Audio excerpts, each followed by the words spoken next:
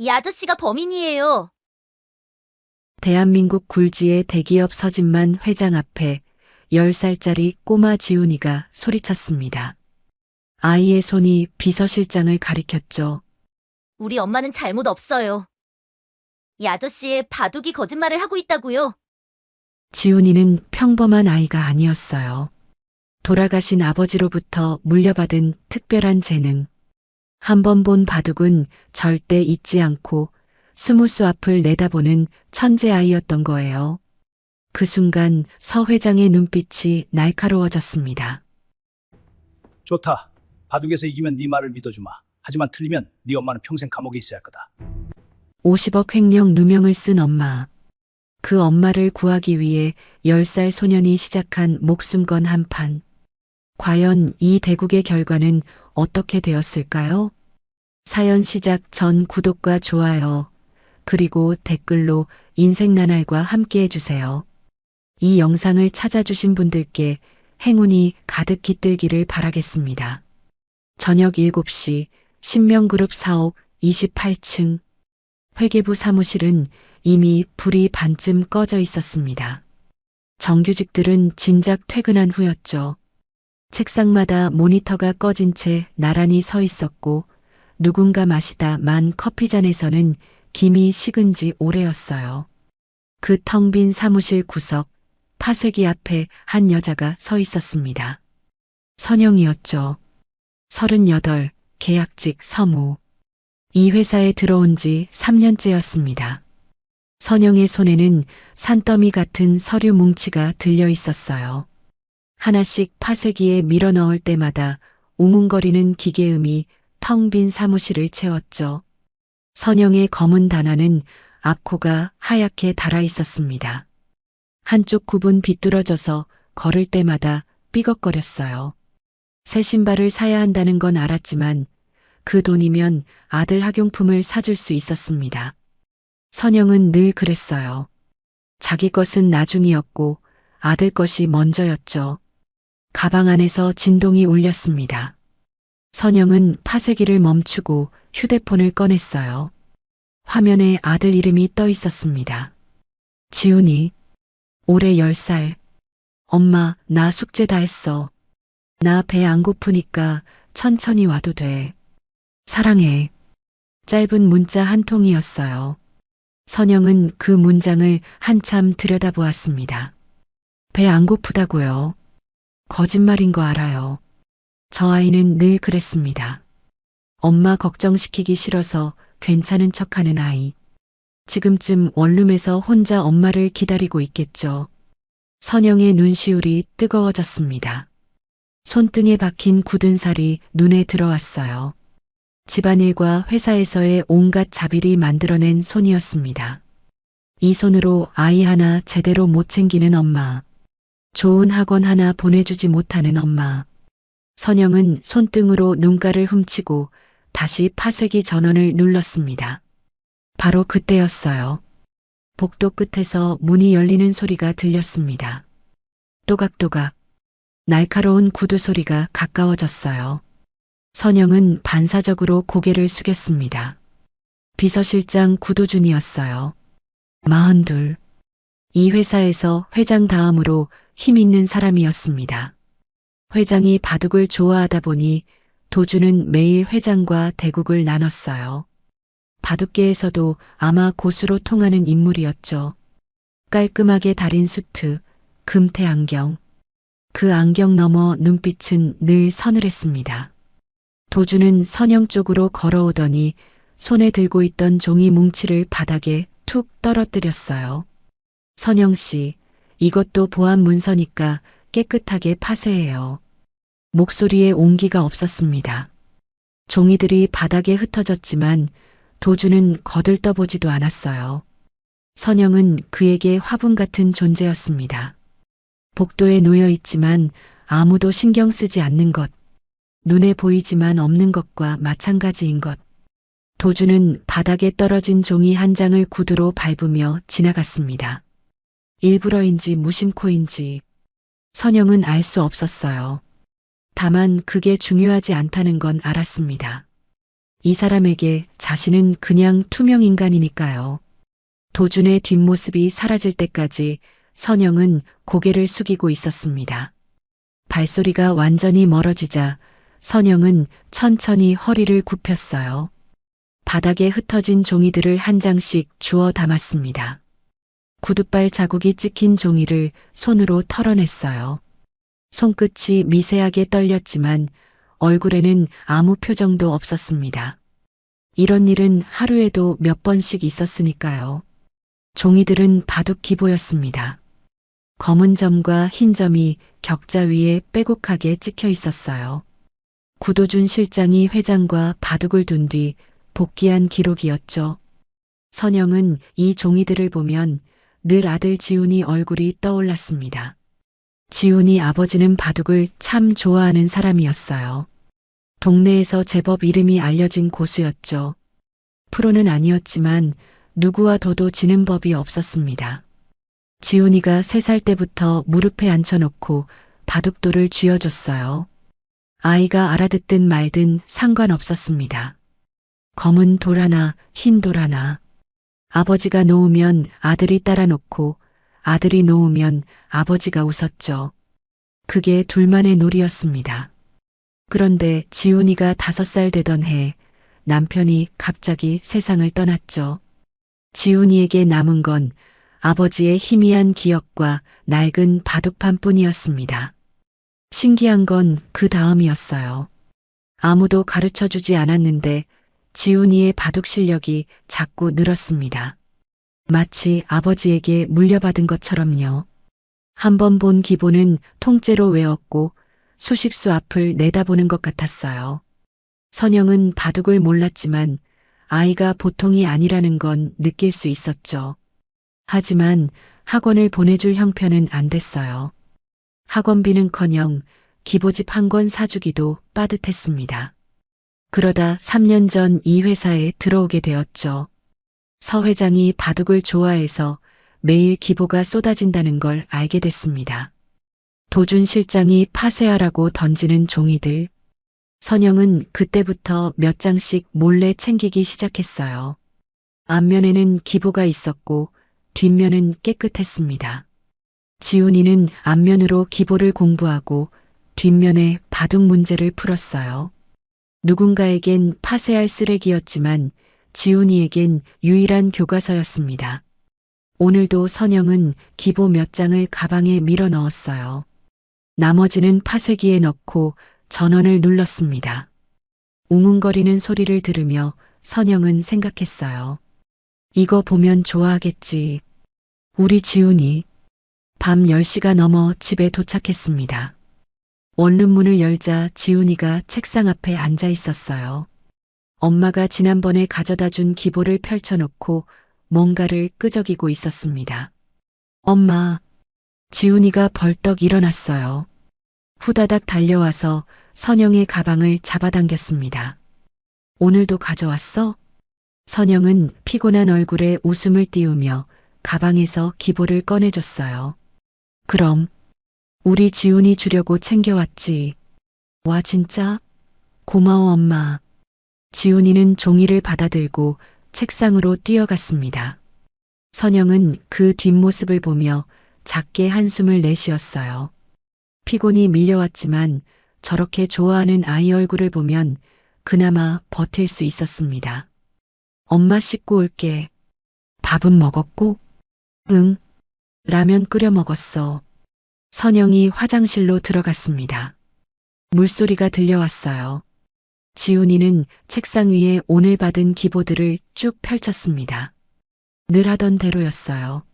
앞면 기보를 훑어보고 뒷면에 문제를 풀 생각이었죠. 기보 첫 장을 집어들었습니다.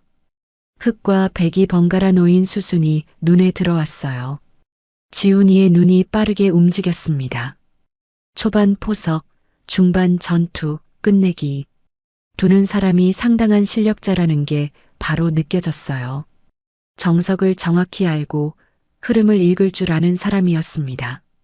그런데 지훈이의 눈썹이 찌푸려졌어요.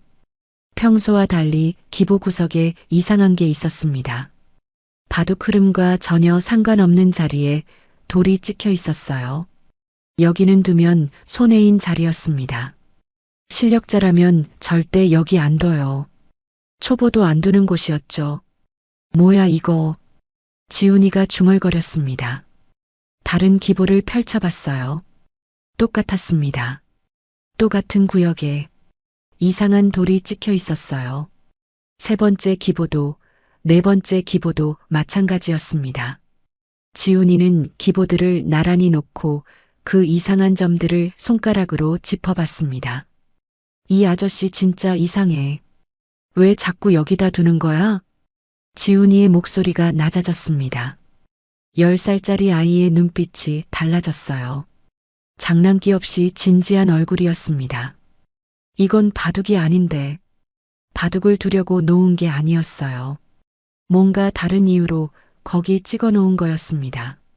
마치 바둑판 위에 누가 몰래 낙서를 해둔 것처럼요. 근데 왜? 뭐 때문에? 지훈이는 아직 그게 뭔지 몰랐습니다. 하지만 기분이 이상했어요. 뭔가 찝찝하고 뭔가 걸렸습니다. 이 아저씨는 대체 뭘 숨기려고 이러는 걸까? 10살 소년의 눈동자가 어둠 속에서 빛났습니다. 며칠 뒤 평범한 아침이었습니다. 선영은 평소보다 30분 일찍 출근했어요. 탕비실 커피 머신을 닫고 회의실 책상을 정리하고 복사기 용지를 채워 넣었습니다. 늘 하던 일이었죠. 눈에 보이지 않는 일, 아무도 알아주지 않는 일. 그런데 오늘따라 회사 분위기가 이상했어요. 복도를 지나는 직원들이 수군거렸습니다. 선영이 탕비실에서 나오는데 누군가의 시선이 등 뒤에 꽂히는 게 느껴졌어요.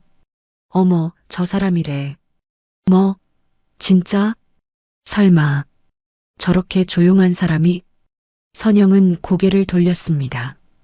그런데 눈이 마주치자마자 사람들이 슬쩍 고개를 돌렸어요.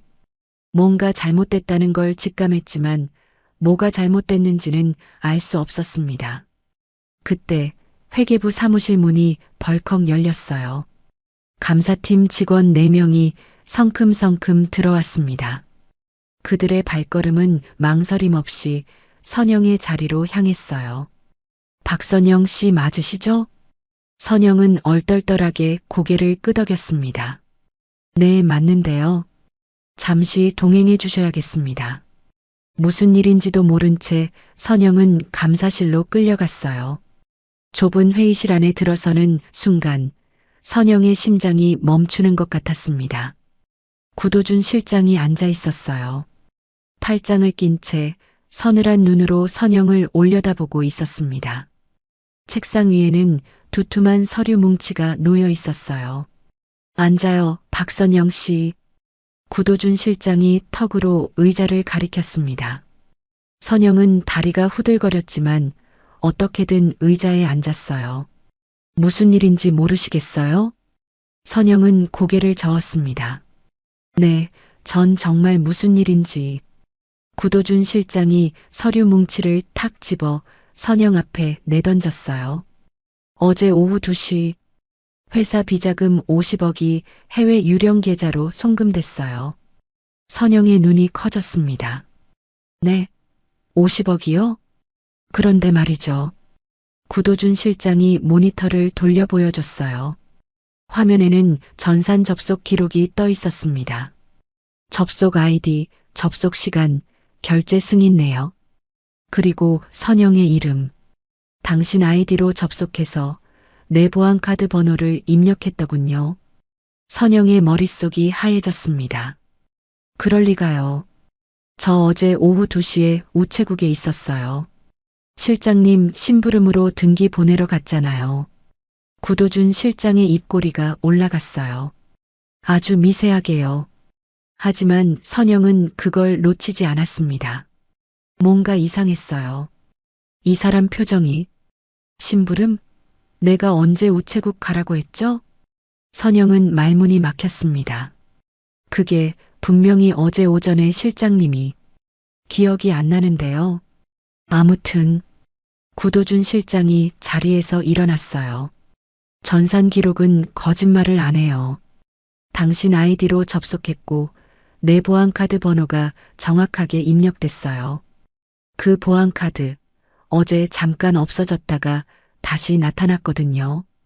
그가 선영을 내려다봤습니다. 청소하면서 훔쳤어요?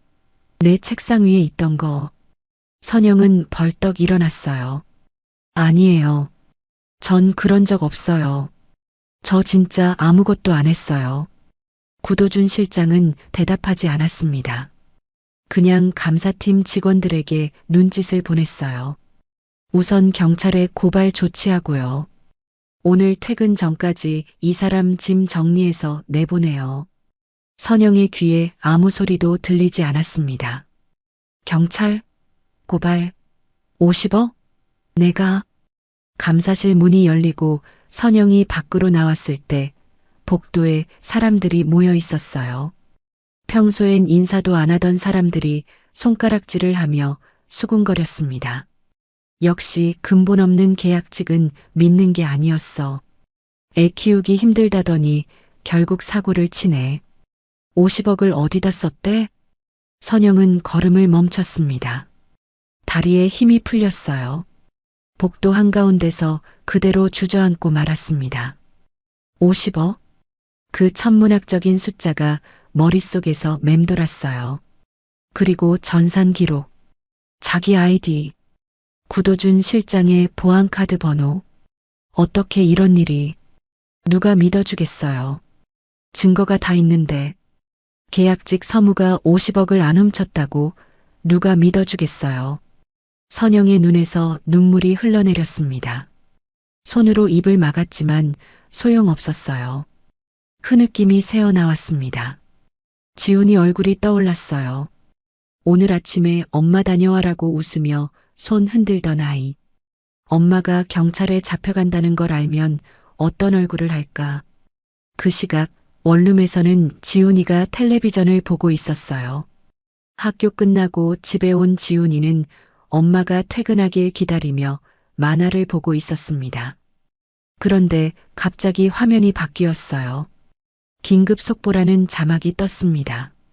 신명그룹 50억 횡령 사건, 범인은 내부 계약직 직원으로 밝혀져. 지훈이는 별 생각 없이 화면을 보고 있었어요. 그런데 다음 장면에서 숨이 멎었습니다. 얼굴이 가려진 채 경찰서로 끌려가는 여자.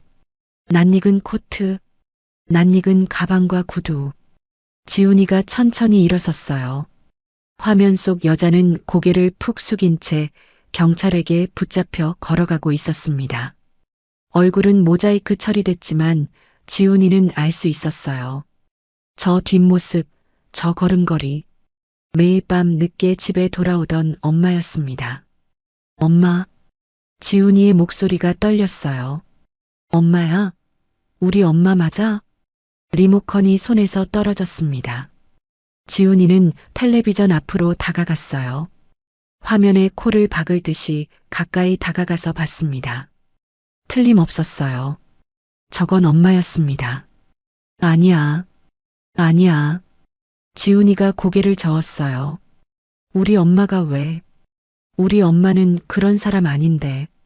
뉴스 앵커의 목소리가 계속 흘러나왔습니다. 범인은 3년간 회사에서 근무한 계약직 직원으로 비서실장의 보안카드를 훔쳐 범행을 저지른 것으로 밝혀졌습니다. 지훈이의 눈에서 눈물이 뚝뚝 떨어졌어요. 두 손으로 텔레비전 화면을 짚었습니다. 차가운 화면 너머로 엄마가 끌려가고 있었어요. 엄마. 지훈이가 울먹였습니다. 엄마, 나 어떡해. 10살짜리 아이는 그 자리에 주저앉았어요. 무릎을 끌어안고 울기 시작했습니다. 텅 빈 원룸에 아이의 흐느낌만 가득 찼어요. 한참을 울던 지훈이가 고개를 들었습니다. 눈물 젖은 눈으로 책상 위를 바라봤어요. 며칠 전 엄마가 가져다 준 기보들이 펼쳐져 있었습니다. 그날 밤 이상하다고 생각했던 그 기보. 바둑판 구석에 찍힌 8개의 점. 지훈이는 눈물을 손등으로 훔쳤어요. 그리고 천천히 일어나 책상으로 걸어갔습니다. 기보를 집어들었어요. 며칠 전 밤 분명히 이상하다고 생각했어요. 왜 이 아저씨는 매번 여기다 두는 걸까? 지훈이의 눈빛이 달라졌어요. 아직은 몰랐습니다.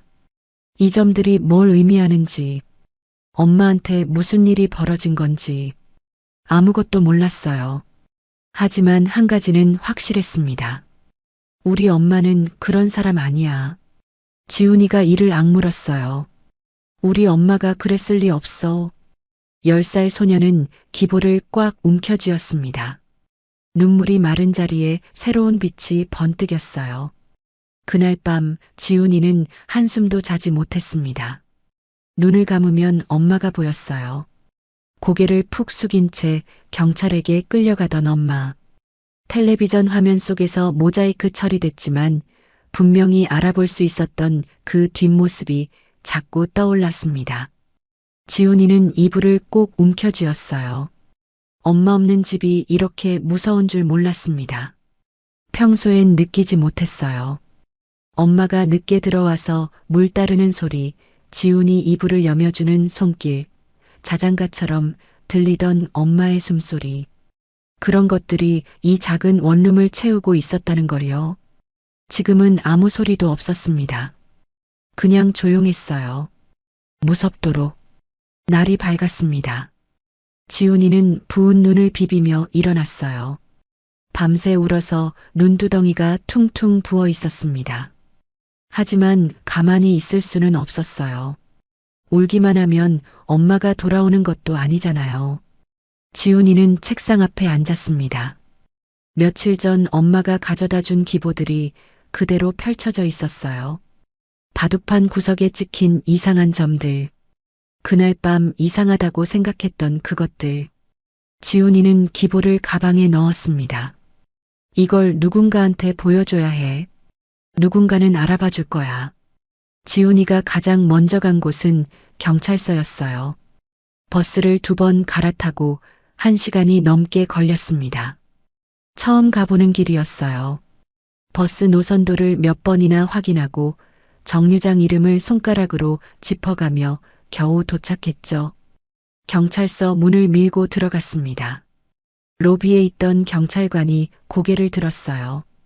10살짜리 꼬마가 혼자 들어오니까 이상하다는 표정이었죠. 꼬마야, 무슨 일이야? 길 잃었어? 지훈이는 고개를 저었습니다. 떨리는 손으로 가방에서 기보를 꺼냈어요. 저기요. 우리 엄마가 어제 여기 잡혀왔어요. 경찰관이 눈을 깜빡였습니다. 엄마, 누군데? 박선영이요. 50억 횡령 사건이요. 근데요, 우리 엄마 아니에요. 진짜 아니에요. 지훈이의 목소리가 떨렸습니다. 경찰관은 한숨을 내쉬며 의자에서 일어났어요. 아, 그 사건. 꼬마야, 미안한데 증거가 다 있어서. 아니에요. 이것 좀 봐주세요. 지훈이가 기보를 내밀었습니다. 이거요, 바둑 기보인데요. 이상한 데가 있어요. 여기 이 점들 보이세요? 바둑 두는 사람이면 절대 여기다 안 둬요. 근데 이 아저씨는 매번 여기다 뒀어요. 뭔가 이상한 거예요. 경찰관이 기보를 받아들고 힐끗 쳐다봤습니다. 검은 점, 흰 점이 빼곡하게 찍힌 종이. 경찰관 눈에는 그냥 알 수 없는 무늬일 뿐이었어요. 이게 뭐야? 바둑? 네. 이게 증거예요. 경찰관의 표정이 곤혹스러워졌습니다. 꼬마야. 이건 그냥 바둑종이잖아. 이게 무슨 증거가 돼? 아니에요. 이거 진짜 이상하다니까요. 저 바둑 잘 알아요. 이건 보통 바둑이 아니에요. 지훈이가 다급하게 말했습니다. 하지만 경찰관은 고개를 저었어요. 꼬마야. 엄마 걱정되는 거 알아. 근데 이건 증거가 안 돼. 전산 기록이 다 있거든. 엄마 아이디로 접속했고 돈이 빠져나갔어. 그게 진짜 증거야. 아니라고요. 지훈이가 소리쳤어요. 로비에 있던 사람들이 일제히 고개를 돌렸습니다. 우리 엄마 아니에요. 우리 엄마가 그랬을 리 없어요. 경찰관이 난처한 표정으로 지훈이의 어깨를 잡았습니다. 꼬마야, 진정해. 여기서 이러면 안 돼. 집에 어른 없어? 어른하고 같이 다시 와. 어른 없어요. 지훈이의 눈에 눈물이 그렁그렁 맺혔어요. 우리 집에 나밖에 없어요. 경찰관이 잠시 말을 잃었습니다. 하지만 곧 고개를 저었어요. 미안해. 근데 이건 내가 어떻게 해줄 수가 없어. 지훈이는 경찰서에서 밀려나듯 나왔습니다. 아무도 안 들어줬어요. 아무도 안 봐줬어요. 하지만 포기할 수 없었습니다. 다음으로 간 곳은 엄마 회사였어요. 버스를 또 갈아타고 한참을 헤맨 끝에 거대한 유리 건물 앞에 섰습니다. 28층짜리 빌딩이 하늘을 찌를 듯 솟아 있었어요. 지훈이는 숨을 한번 크게 들이쉬고 로비로 들어갔습니다. 저기요. 안내 데스크에 앉아있던 직원이 고개를 들었어요. 뭐야, 꼬마. 여긴 어쩐 일이야? 우리 엄마가 여기서 일했어요. 박선영이요. 직원의 눈이 가늘어졌습니다. 아, 그 횡령범? 횡령범 아니에요. 지훈이가 소리쳤어요. 우리 엄마 아니에요. 누명이에요. 저 위에 있는 분한테 이거 좀 보여드리면 알 거예요. 지훈이가 기보를 꺼내 들었습니다. 직원이 피식 웃었어요. 뭐야 그게. 꼬마, 여긴 내가 올 때가 아니야. 나가. 싫어요.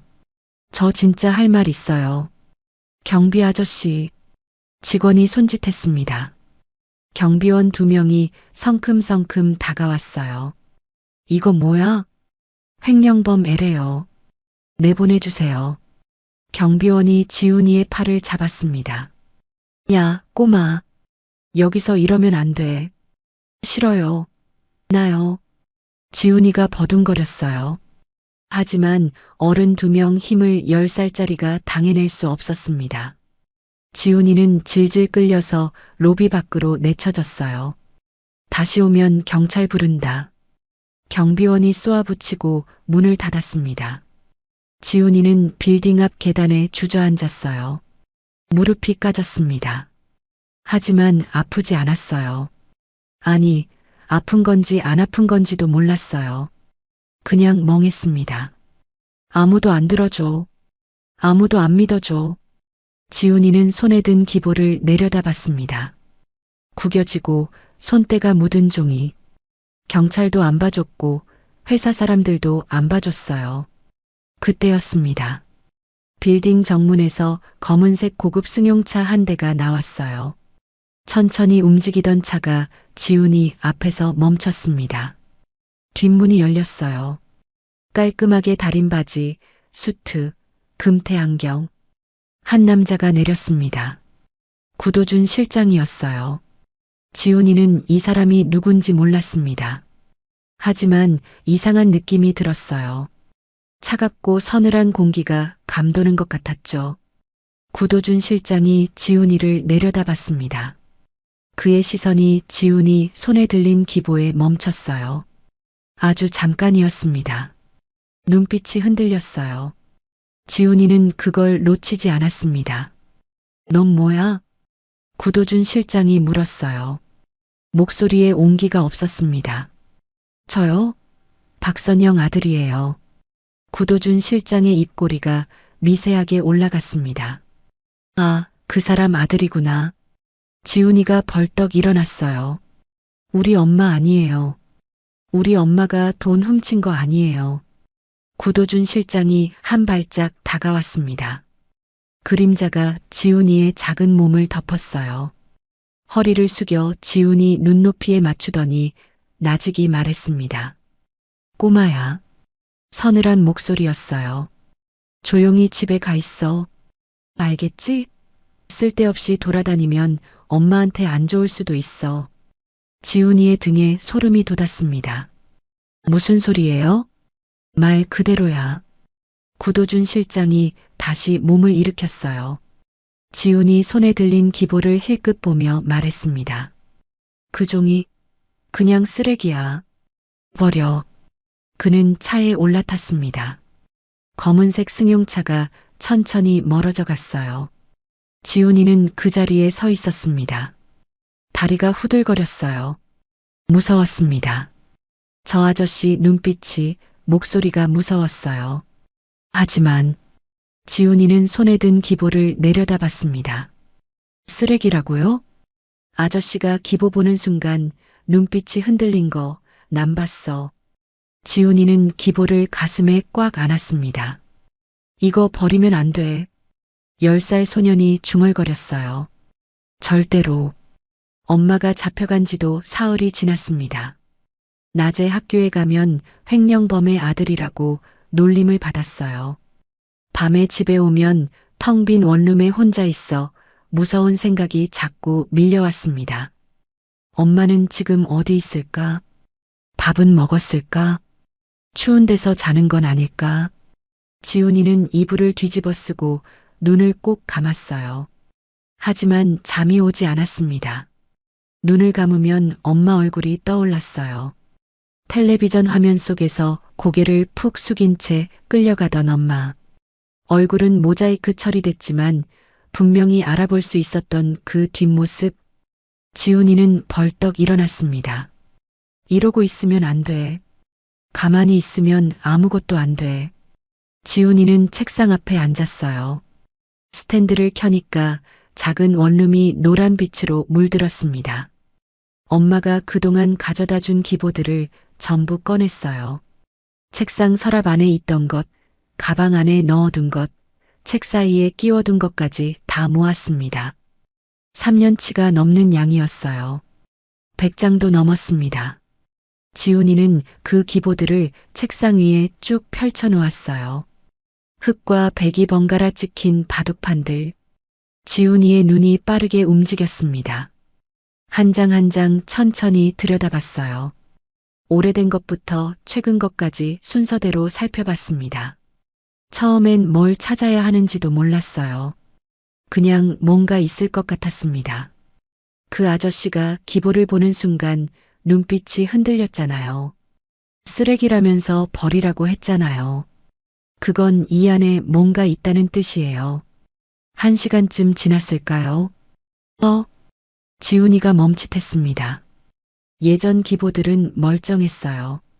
3년 전부터 1년 전까지 전부 다 봤습니다. 초반 포석, 중반 전투, 끝내기까지 정석대로 두고 흐름에 맞게 두고 실력자다운 바둑이었어요. 이상한 데가 하나도 없었습니다. 그런데 최근 기보들이 달랐어요. 정확히 말하면 며칠 전부터였습니다. 엄마가 가장 최근에 가져온 기보들. 거기서부터 이상한 점들이 나타나기 시작했어요. 바둑판 구석에 흐름과 전혀 상관없는 돌이 찍혀 있었습니다. 모두 같은 구석에 이상한 돌이 찍혀 있었습니다. 매번 똑같은 구역 안에서만 움직이고 있었어요. 바둑의 흐름과는 아무 상관없이 마치 거기다 일부러 표시를 해둔 것처럼. 일부러 그런 거야. 지훈이가 중얼거렸어요. 3년 동안 멀쩡하게 두다가 갑자기 이상해졌습니다. 그것도 딱 최근 며칠 사이에만. 이게 우연일 리 없었어요. 분명히 일부러 그런 거예요. 뭔가 이유가 있는 거예요. 지훈이는 연필을 들었습니다. 빈 종이에 그 이상한 돌들의 위치만 따로 옮겨 그렸어요. 바둑판 전체가 아니라 그 구석 부분만요. 어디에 돌이 찍혀 있는지 하나씩 표시했습니다. 여기. 지훈이의 손이 멈췄어요. 이상한 돌들이 모여 있는 곳. 바둑판 왼쪽 아래 구석이었습니다. 가로 3줄, 세로 3줄. 딱 9칸짜리 정사각형 안에서만 돌이 찍혀 있었어요. 바둑판의 다른 곳에는 이런 이상한 돌이 없었습니다. 오직 이 9칸 안에서만. 잠깐. 지훈이가 종이를 들어 올렸어요. 9칸. 가로 3, 세로 3. 어디서 많이 본 모양이었습니다. 지훈이는 잠시 생각하다가 눈을 크게 떴어요. 전화기? 지훈이가 혼잣말을 했습니다. 전화기 숫자판이었어요. 1부터 9까지 가로 세 줄 세로 세 줄로 배열된 번호판. 그 모양이랑 비슷했습니다. 왼쪽 위가 1 가운데 위가 2, 오른쪽 위가 3. 이런 식으로 배열된 숫자판. 지훈이는 다시 기보를 들여다봤어요. 이상한 돌들이 찍힌 위치를 9칸 안에서 확인해 봤습니다. 만약 이 9칸을 전화기 숫자판처럼 본다면 각각의 돌은 1부터 9 사이의 숫자가 되는 거였어요. 첫 번째 기보에서는 어디에 찍혀 있지? 여기. 그러면 몇 번이지? 두 번째 기보에서는 여기. 이건 몇 번이고. 지훈이는 그렇게 하나씩 체크했어요. 돌의 위치를 숫자로 바꿔봤습니다. 이상한 돌들의 개수를 모두 세어봤어요. 8개였습니다. 8개의 돌, 8개의 위치, 8자리 숫자. 지훈이는 그 숫자들을 종이에 나란히 적었어요. 8자리. 뭔가 익숙한 느낌이었습니다. 어디서 많이 본 것 같은 느낌. 이게 뭐지? 지훈이가 중얼거렸어요. 뭔지는 몰랐습니다. 하지만 확실한 건 있었어요. 이 아저씨가 바둑을 두면서 뭔가를 몰래 적어 놓은 거라는 것. 서 회장님 앞에서 바둑을 두면서 아무도 모르게 숫자를 기록한 거라는 것. 왜 그랬을까요? 바둑을 두면서 왜 굳이 이런 짓을 한 걸까요? 지훈이는 창밖을 바라봤습니다. 캄캄한 밤이었어요. 가로등 불빛만 희미하게 보였습니다. 뉴스에서 뭐라고 했지? 지훈이는 텔레비전에서 봤던 내용을 떠올렸어요. 엄마 아이디로 접속했다고 했습니다. 그리고 비서실장의 보안카드 번호를 입력했다고요. 그래서 50억이 빠져나갔다고. 비서실장. 지훈이의 눈이 커졌어요. 그 아저씨가 비서실장이에요. 회사 앞에서 만난 그 아저씨. 차에서 내려서 쓰레기니까 버리라고 했던 그 아저씨. 눈빛이 차갑고 무서웠던 그 아저씨. 지훈이의 머릿속에서 퍼즐 조각들이 맞춰지기 시작했습니다. 3년 동안 멀쩡하던 기보가 왜 갑자기 이상해졌을까?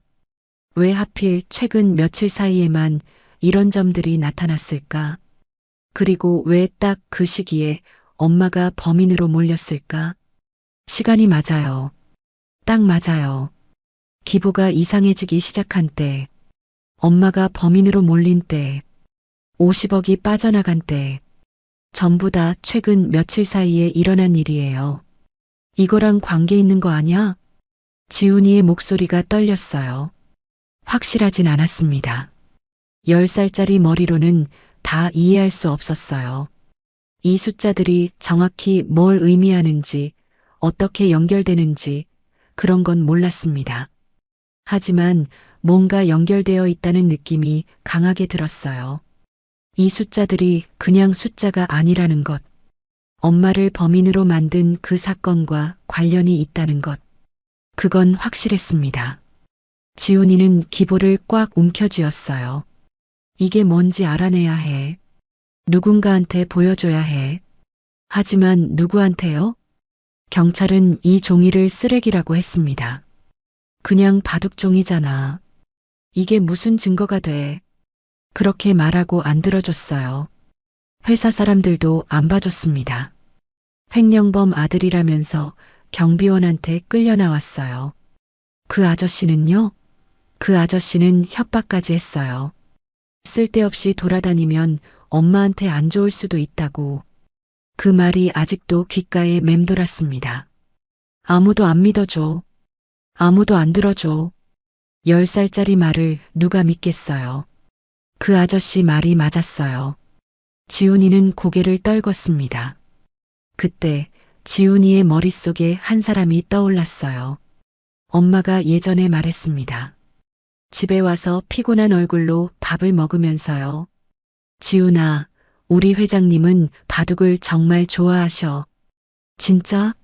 얼마나? 매일 2시인데 바둑을 두는 사람의 마음은 거짓말을 하지 않는다고 믿으시는 분이야. 바둑을 두는 사람의 마음은 거짓말을 하지 않는다. 서 회장님, 바둑을 아는 분이에요. 그분이라면 이 기보가 이상하다는 걸 알아봐 주실 수 있지 않을까? 바둑을 모르는 경찰이나 회사 사람들은 못 봤지만 바둑을 아는 분이라면 다를 수도 있잖아요. 지훈이는 엄마의 낡은 가방을 뒤졌습니다. 수첩이 있었어요. 엄마가 업무용으로 쓰던 작은 수첩. 지훈이는 수첩을 펼쳤습니다. 업무 메모, 전화번호, 일정. 빼곡하게 적힌 엄마 글씨를 보니까 또 눈물이 났어요. 수첩을 넘기다가 한 귀퉁이에 적힌 주소가 눈에 들어왔습니다. 평창동. 엄마가 예전에 말했어요. 서 회장님 댁에 심부름으로 다녀온 적 있다고. 그때 적어둔 주소인 것 같았습니다. 지훈이는 그 주소를 한참 들여다봤어요. 경찰도 안 들어줬습니다. 회사 사람들도 안 들어줬어요. 그 아저씨는 협박까지 했어요. 이제 남은 건 한 사람뿐이었습니다. 서 회장님, 그분한테 직접 보여드리는 수밖에 없었어요. 무섭긴 했습니다. 평창동이 어딘지도 잘 몰랐어요. 버스를 몇 번 갈아타야 하는지, 얼마나 걸리는지 아무것도 몰랐어요. 밤에 혼자 그렇게 먼 곳까지 가는 것도 처음이었습니다. 하지만 가만히 있을 수는 없었어요. 엄마가 경찰서에 있어요. 누명을 쓰고 갇혀 있어요. 지훈이밖에 없었습니다. 지훈이가 뭔가를 해야 했어요. 지훈이는 기보들을 가방에 챙겼습니다.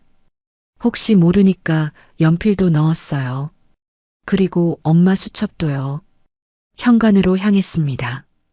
운동화를 신고 끈을 꽉 묶었어요. 손이 떨렸습니다. 다리도 떨렸어요. 하지만 눈빛은 흔들리지 않았습니다. 엄마, 내가 꼭 구해줄게. 10살 소년이 중얼거렸어요. 기다려. 조금만. 지훈이는 문을 열고 캄캄한 밤거리로 나섰습니다. 밤거리는 낯설고 무서웠습니다. 지훈이는 엄마 수첩에 적힌 주소를 손에 꼭 쥐고 걸었어요. 평창동. 한 번도 가본 적 없는 곳이었습니다. 버스 정류장에서 노선도를 한참 들여다봤어요. 손가락으로 하나씩 짚어가며 어떻게 가야 하는지 찾았습니다. 버스를 2번 갈아탔어요. 창밖으로 보이는 풍경이 점점 달라졌습니다. 빽빽한 아파트들이 사라지고 높은 담장과 큰 나무들이 보이기 시작했죠. 집들도 달랐습니다. 지훈이네 원룸 10개는 들어갈 것 같은 집들이 줄지어 있었어요. 마지막 버스에서 내렸을 때 지훈이는 한참을 헤맸습니다. 주소를 보고 또 봤어요. 하지만 어디가 어딘지 알 수가 없었습니다. 가로등도 드문드문 있어서 길이 잘 안 보였어요. 지훈이는 가파른 언덕길을 올랐습니다. 다리가 아팠지만 멈출 수 없었어요. 얼마나 걸었을까요? 언덕 꼭대기에 거대한 철문이 보였죠. 지훈이는 그 자리에 멈춰 섰어요. 철문 뒤로 보이는 건물은 집이라기보다 성 같았습니다. 지훈이가 살던 원룸이랑은 비교도 안 됐어요. 마당만 해도 운동장보다 커 보였고 건물은 3층인데 창문마다 불이 켜져 있었습니다. 이게 서 회장님 댁이구나. 지훈이는 침을 꿀꺽 삼켰어요. 다리가 후들거렸습니다. 하지만 여기까지 왔는데 돌아갈 수는 없었어요. 철문 옆에 인터폰이 있었습니다. 지훈이는 떨리는 손으로 버튼을 눌렀어요. 지지직. 잠시 후 굵은 남자 목소리가 들려왔습니다. 누구야? 저기요. 지훈이의 목소리가 떨렸어요. 회장님 만나러 왔어요. 인터폰 너머로 잠깐 침묵이 흘렀습니다. 그리고 피식 웃는 소리가 들렸어요. 뭐, 꼬마가 회장님을 만나? 지금 몇 시인지 알아? 알아요. 근데 진짜 급해요. 저희 엄마가 누명을 썼거든요. 회장님한테 보여드릴 게 있어요. 뭔 소리야? 당장 집으로 돌아가. 아저씨, 진짜예요. 제발요. 지훈이가 소리쳤어요. 하지만 인터폰에서 돌아온 건 차가운 목소리뿐이었습니다. 야, 당장 안 사라지면 경찰 부른다. 철컥. 인터폰이 끊겼습니다. 지훈이는 철문 앞에 서서 한참을 움직이지 못했어요.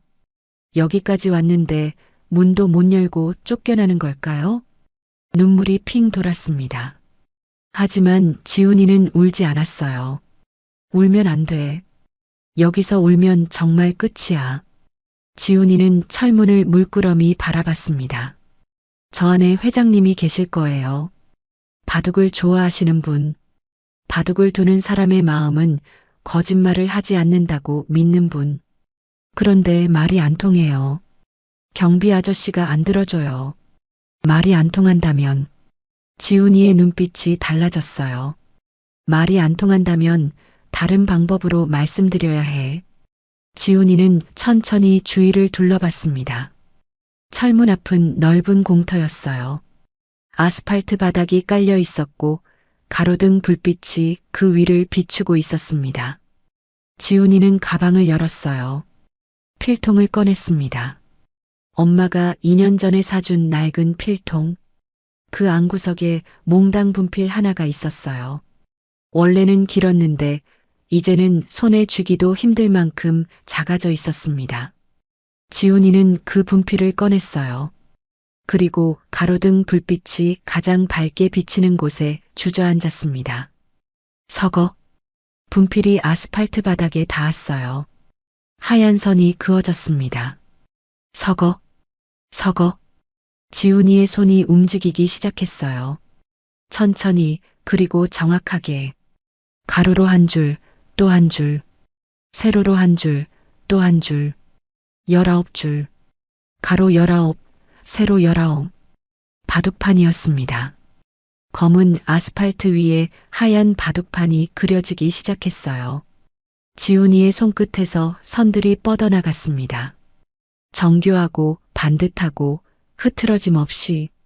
경비원이 인터폰 모니터로 그 모습을 봤어요. 아니, 저 꼬마가 뭐 하는 거야? 하지만 지훈이는 신경 쓰지 않았습니다. 그냥 그렸어요. 바둑판을 다 그린 후에 돌의 위치를 표시하기 시작했습니다. 이건 그냥 바둑이 아니었어요. 지훈이는 엄마가 가져다 준 기보들 중에서 특별한 걸 하나 외우고 있었습니다.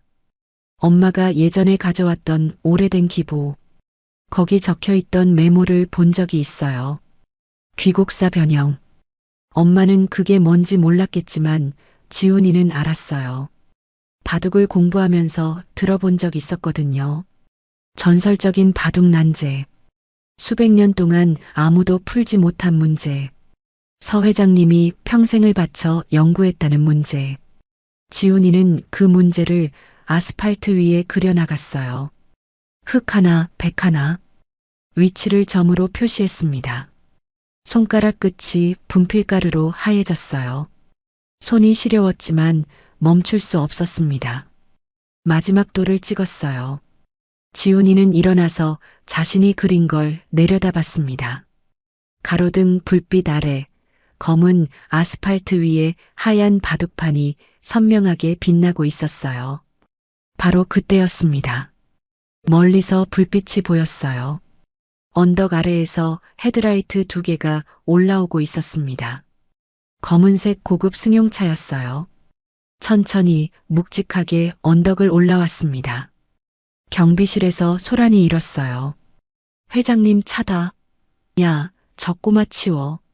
철문이 열리고 경비원 2명이 뛰어나왔습니다. 지훈이에게 달려왔어요. 너 뭐야? 당장 비켜. 경비원이 지훈이 팔을 잡으려고 손을 뻗었습니다. 바로 그 순간, 기익. 검은 승용차가 급하게 멈춰 섰어요. 바퀴가 아스팔트에 긁히는 소리가 났습니다. 경비원들이 멈칫했어요. 승용차 뒷문이 열렸습니다. 백발의 노인이 내렸어요. 70은 넘어 보이는 나이였지만 눈빛은 날카로웠습니다. 깔끔한 양복에 지팡이를 짚고 있었어요. 서진만 회장이었습니다. 회장은 차에서 내리자마자 바닥을 봤어요. 헤드라이트 불빛에 비친 하얀 선들, 아스팔트 위에 그려진 바둑판, 그리고 그 위에 찍힌 돌들의 위치. 회장의 발걸음이 멈췄습니다. 이게... 회장이 중얼거렸어요. 목소리가 떨리고 있었습니다. 경비원들이 당황했어요. 회장님, 죄송합니다. 저 꼬마가 갑자기 와서 이상한 짓을... 하지만 회장은 경비원 말을 듣고 있지 않았습니다. 그냥 바닥에 그려진 바둑판만 뚫어지게 바라보고 있었어요. 귀곡사 변형. 회장이 나직이 말했어요. 이걸 아는 사람이 있었어? 지훈이가 앞으로 나섰습니다. 분필 가루가 묻은 손을 툭툭 털며 회장 앞에 섰어요. 10살짜리 꼬마가 70 넘은 재벌 회장을 똑바로 올려다봤습니다. 회장님, 지훈이의 목소리는 떨리지 않았어요. 이 바둑의 답은 욕심을 버리는 거예요. 회장의 눈이 커졌습니다. 저희 엄마가 누명을 썼어요. 진짜 범인 따로 있어요. 저한테 보여드릴 게 있어요. 차가운 밤 공기가 내려앉았습니다. 아무도 말이 없었어요. 경비원들도 운전기사도 모두 숨을 죽이고 있었습니다. 회장이 한 발짝 다가왔어요. 너, 이름이 뭐냐? 윤지훈이요. 박선영 아들이에요. 회장의 눈빛이 흔들렸습니다. 박선영. 며칠 전 50억 횡령범으로 잡혀간 그 계약직 직원. 그 사람 아들이라고? 네. 우리 엄마 아니에요. 진짜 아니에요. 지훈이가 가방에서 기부 뭉치를 꺼냈습니다. 이거 봐주세요. 제발이요. 이거 보시면 알 거예요. 회장은 한참 동안 지훈이를 내려다봤어요. 분필 가루가 묻은 작은 손, 퉁퉁 부은 눈, 하지만 흔들리지 않는 눈빛. 안으로 들어와라. 회장이 말했습니다. 경비원들이 화들짝 놀랐어요. 회장님? 이 꼬마를요? 내가 데리고 들어간다고 했다. 회장의 목소리는 단호했습니다. 더 이상 반박할 수 없는 어조였어요. 철문이 활짝 열렸습니다. 지훈이는 회장의 뒤를 따라 걸어 들어갔어요. 다리가 떨렸지만 고개를 똑바로 들었습니다. 드디어 문이 열렸어요. 이제 시작이었습니다. 서 회장의 저택안은 지훈이가 상상했던 것보다 훨씬 넓었습니다. 현관문을 지나자 대리석 바닥이 반짝였어요. 천장에는 커다란 조명이 달려 있었고 벽에는 액자들이 가지런히 걸려 있었습니다. 지훈이네 원룸 전체보다 현관이 더 커 보였어요. 서 회장이 앞서 걸었습니다. 지팡이를 짚으며 천천히 하지만 흔들림 없이요. 지훈이는 그 뒤를 따라갔어요. 운동화 바닥에 묻은 흙이 대리석 위에 자국을 남겼습니다. 긴 복도를 지나 커다란 문 앞에 섰어요. 서 회장이 문을 열었습니다. 서재였어요. 책장이 벽면 전체를 덮고 있었습니다. 수천 권은 될 것 같은 책들이 빼곡하게 꽂혀 있었어요. 방 한가운데에는 커다란 책상이 있었고 그 옆에 바둑판이 놓여 있었습니다. 바둑판 위에는 돌이 흩어져 있었어요. 누군가 두다 만 것 같았습니다. 그런데 서재 안에 사람이 있었어요. 책상 앞에 서 있던 남자가 고개를 돌렸습니다. 깔끔한 수트, 금태 안경. 구도준 실장이었어요. 구도준 실장의 얼굴이 굳어졌습니다. 회장님, 이 시간에 서재엔 웬일이? 말을 하다가 구도준 실장의 시선이 지훈이에게 닿았어요.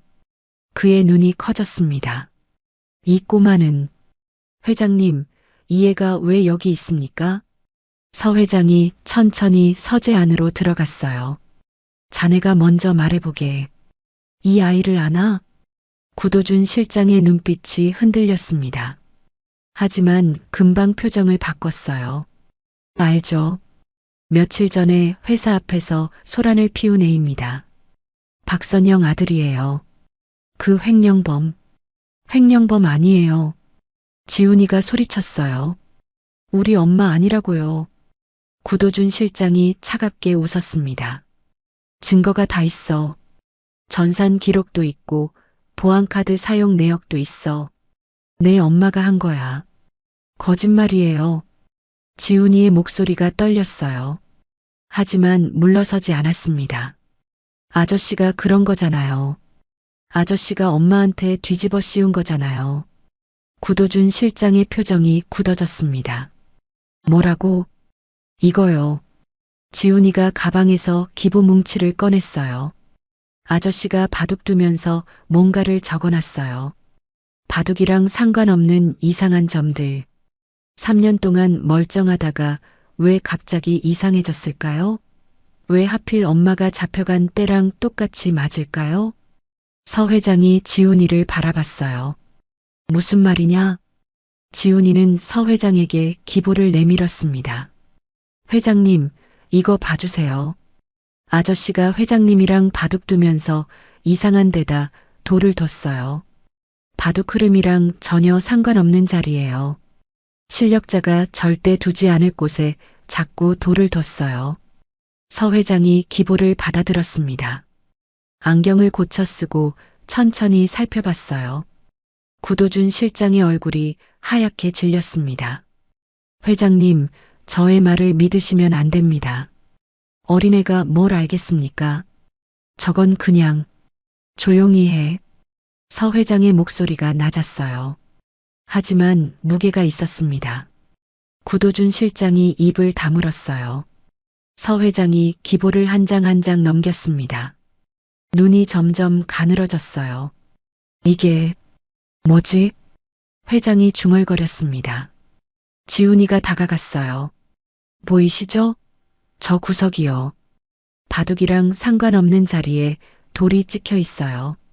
예전 기보에는 없었어요. 최근 며칠 것만 이래요. 서 회장이 지훈이를 바라봤습니다. 내가 이걸 알아봤다고? 저 바둑 좀 둬요. 아빠한테 배웠어요. 지훈이의 목소리가 조금 떨렸지만 눈빛은 흔들리지 않았어요. 회장님, 저한테 기회를 주세요. 기회? 저랑 저 아저씨랑 바둑 둬서 이기면 우리 엄마 누명 풀어주세요. 다시 조사해주세요. 제발이요. 우리 엄마는 아무것도 안 했어요. 구도준 실장이 비웃었습니다. 회장님, 설마 이 어린애 말을 들으시려고요? 이건 말도 안 되는. 됐네. 서 회장이 말을 끊었어요. 앉게. 네. 구도준 실장의 얼굴이 일그러졌습니다. 회장님, 저더러 저 꼬마랑 바둑을 두라는 겁니까? 이건 모욕입니다. 앉으라고 했네. 서 회장의 목소리가 더 낮아졌어요. 눈빛이 서늘했습니다. 내가 2번 말하게 하지 마. 구도준 실장은 잠시 망설였습니다. 하지만 어쩔 수 없다는 듯 바둑판 앞에 앉았어요. 얼굴에는 여전히 비웃음이 남아 있었습니다. 좋습니다. 어린애 장난에 놀아나드리죠. 지훈이가 맞은편에 앉았어요. 바둑판이 둘 사이에 놓였습니다. 검은 돌과 흰 돌이 담긴 통이 양쪽에 있었어요. 흙이 먼저야. 구도준 실장이 말했습니다. 내가 흙해. 지훈이가 돌통에 손을 넣었어요. 검은 돌 하나를 집어들었습니다. 차가웠어요. 지훈이는 잠시 눈을 감았습니다. 아빠 얼굴이 떠올랐어요. 3살 때부터 무릎에 앉혀놓고 바둑돌을 쥐어주던 아빠. 검은 돌 하나, 흰 돌 하나. 아빠가 놓으면 지훈이가 따라 놓고 지훈이가 놓으면 아빠가 웃었죠. 엄마 얼굴도 떠올랐어요. 매일 밤 늦게 들어와서 기보를 가방에서 꺼내주던 엄마. 피곤한 얼굴로 웃으면서 우리 지훈이 거라고 하던 엄마. 지훈이는 눈을 떴습니다. 탁! 첫 돌을 놓았어요. 구도준 실장이 눈썹을 치켜 올렸습니다. 지훈이가 돌을 놓은 자리가 이상했거든요. 보통 첫 수로 두는 자리가 아니었어요. 뭐야 이게. 구도준 실장이 중얼거렸습니다. 지훈이가 입을 열었어요. 아저씨. 목소리가 차분했습니다. 아저씨 바둑은 가짜예요. 구도준 실장의 손이 멈췄어요. 뭐라고? 회장님이랑 바둑 두면서 일부러 져줬죠. 아저씨 실력이면 이길 수 있는데 일부러 안 이긴 거예요. 회장님 기분 맞춰드리려고. 구도준 실장의 얼굴이 굳어졌습니다. 지금 무슨 소리를. 근데요. 지훈이가 말을 이었어요. 아저씨가 버린 종이들 있잖아요. 파쇄하라고 던진 기보들. 거기엔 아저씨 진짜 실력이 다 보여요. 훨씬 무서운 수들이 많았어요. 서 회장의 눈빛이 달라졌습니다. 뭐라고? 지훈이가 서 회장을 바라봤어요. 회장님, 아저씨는 회장님한테 거짓 바둑을 뒀어요. 근데 그 가짜 바둑 속에 진짜 마음이 숨겨져 있었어요. 제가 오늘 다 보여드릴게요. 지훈이가 다시 돌을 집어들었습니다. 탁! 기보 속에서 봤던 그 자리. 바둑 흐름과 상관없이 구도준 실장이 반복적으로 돌을 놓던 그 좌표. 지훈이는 그 자리에 돌을 내려놓았어요. 구도준 실장의 얼굴이 창백해졌습니다. 내가 뭘 안다고. 알아요. 지훈이가 똑바로 쳐다봤어요.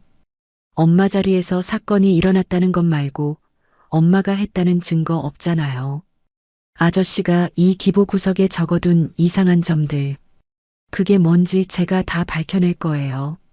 지훈이는 돌을 하나 더 놓았습니다. 그리고 또 하나. 구도준 실장이 회장에게 일부러 져주던 그 습관적인 수들. 그걸 하나하나 막아냈어요.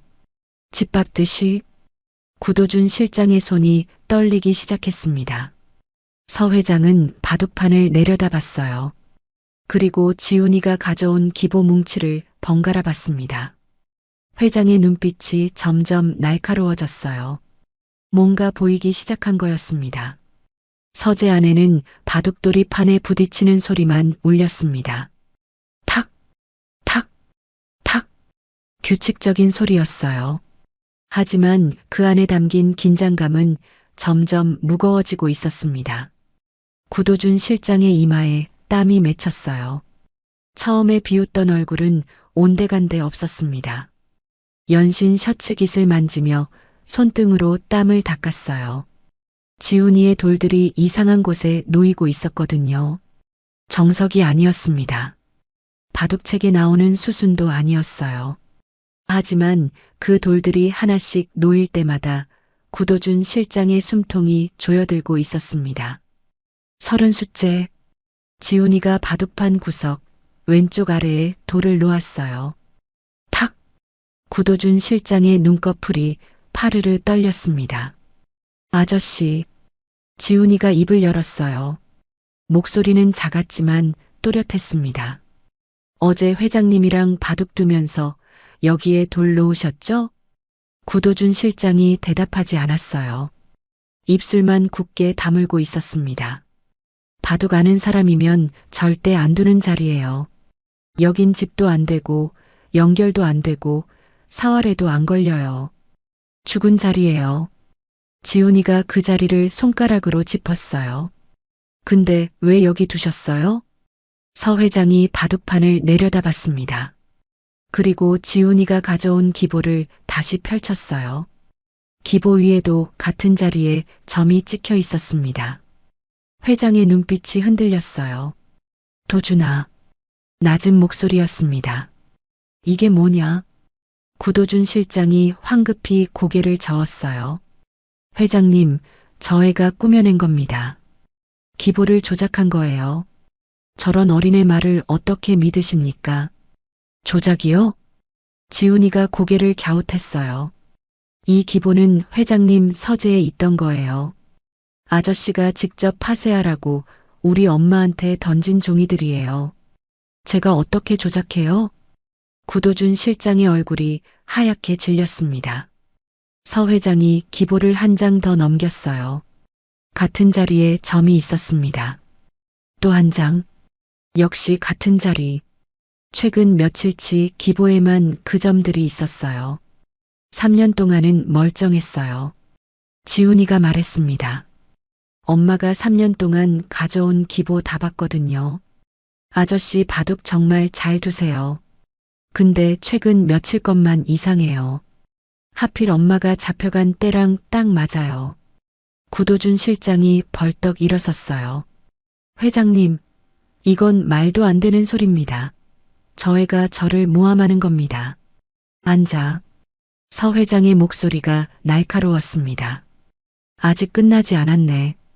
구도준 실장은 다리에 힘이 풀린 듯 다시 주저앉았어요. 손이 떨리고 있었습니다. 지훈이가 돌을 하나 더 집어들었어요. 아저씨, 탁! 또 그 구석에 돌을 놓았습니다. 아저씨는 이 돌 놓으면서 속으로 웃었죠? 구도준 실장이 고개를 들었어요. 눈이 흔들리고 있었습니다. 회장님 바로 앞에서 이런 짓 해도 모르실 거라고 생각했죠. 회장님이 바둑을 너무 좋아하시니까 그 마음을 이용한 거잖아요. 지훈이의 목소리가 조금 높아졌어요. 아저씨한테 바둑은 회장님을 속이는 놀이터였던 거예요. 그렇죠? 닥쳐. 구도준 실장이 소리쳤습니다. 그의 손이 바둑판 위로 뻗었어요. 돌들이 와르르 쏟아졌습니다. 검은 돌, 흰 돌이 바닥으로 굴러떨어졌어요. 서재가 조용해졌습니다. 흩어진 돌들 사이로 구도준 실장의 거친 숨소리만 들렸어요. 어깨가 들썩거렸습니다. 서 회장이 천천히 자리에서 일어났습니다. 지팡이를 짚고 바둑판 앞으로 다가갔어요. 그리고 바닥에 떨어진 기보 한 장을 집어들었습니다. 지훈이가 손가락으로 짚었던 그 자리를 회장도 짚어봤어요. 50년이야.